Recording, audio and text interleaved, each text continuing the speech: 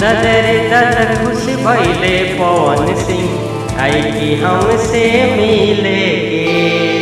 दादा रे दादा खुश भइले पवन सिंह आई कि हमसे मिले के। आँख कोई सा चेहरा बाट मौज, आँख कोई सा चेहरा बाट मौज, वायरल भइल के मेले के। दादा रे दादा खुशी भइले पवन सिंह आई कि हमसे मिले के। दादा रे दादा खुशी भइले पवन सिंह आई कि हमसे मिले के। का बदनाम करी लो काजल रेगवानी या ज्योति सिंह, ये तो वायरल होने के मौका है। अगर खेसारी और पवन सिंह छू के छोड़ दिलो तो मत बुझी लो कि धोखा। कहा गया है कि बन का किधर जाएगा किधर, बन का किधर जाएगा किधर, आएगा एक दिन बाहों में।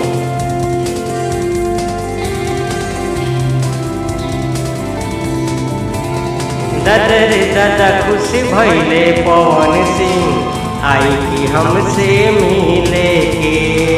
दादा रे दादा खुशी भइले पवन सिंह आई कि हमसे मिले के।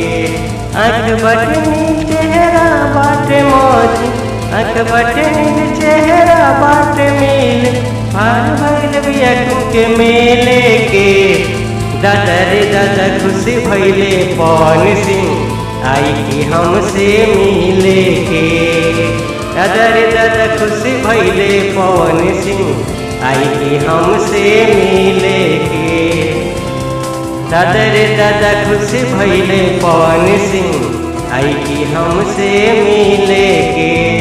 आँख बट नील चेहरा बाट मौज में, आँख बट नील चेहरा बाट मौज, वायरल भइल के मेले के।